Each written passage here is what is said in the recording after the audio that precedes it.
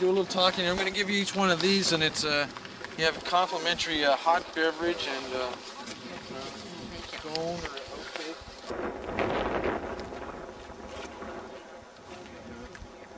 Welcome to Halifax, Citadel.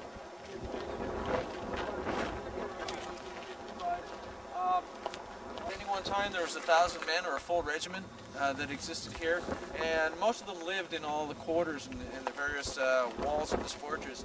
You'll notice when you came in there was a dry moat, and that's always been dry, and they have basically ravelins or gun ports on each side of the wall all the way along the moat so they could fire in on the enemy if the enemy ever attacked. Actually, this fortress is so well built, and the entire Halifax port was so heavily guarded that everyone in the world knew about it, and there was never shot fired in any attack against Halifax. The British discovered that the best offense is a very strong defense. The members that you see standing on sentry and the fellow you see there with the full set of pipes are part of the 78th Highland Regiment. They were stationed here from 1897 upwards to 1903, and basically the typical dress of the sentry was quite threatening, especially to the Germans. They actually fought in World War I, and the Germans used to regard them as the screaming ladies from hell, because they used to see them coming up over the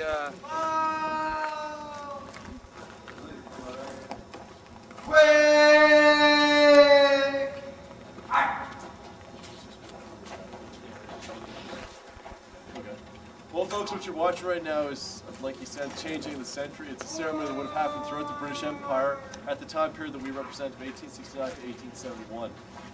Now, the sentries are basically the main security for the fort. They're looking after all the places that there's concern there may be problems at. So the three main areas that would have looked after would have been, first off, the main gate back then, the only entrance and exit to the fortification.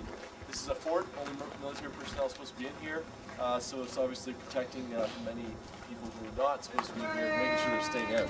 The other two areas would have been the two magazines, the south and the north powder magazine, which obviously keep your black powder, explosives and such. You don't want anybody going there that shouldn't be, or is not authorized to go in there. Nor do you want someone going in there with an open flame, such as a lantern or a pipe or something like that, which could cause a very large explosion and would be very, very bad for the fort. But they are do have their own purpose. They're long, drawn-out commands, because a lot of the tactics back then were line fire tactics. The sergeant's actually yelling command will be walking along the back of the line while he's yelling out the command. It's a very long, drawn-out, cautionary command of the executive.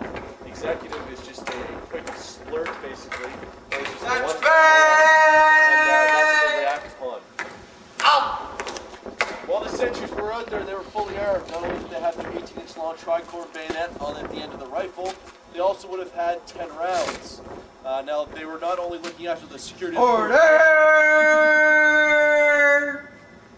they'd also look after the security of the town. So that meant they had to deal with burglaries, riots, fires, everything.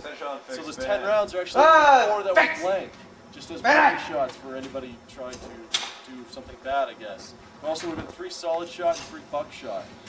To the left! Fight!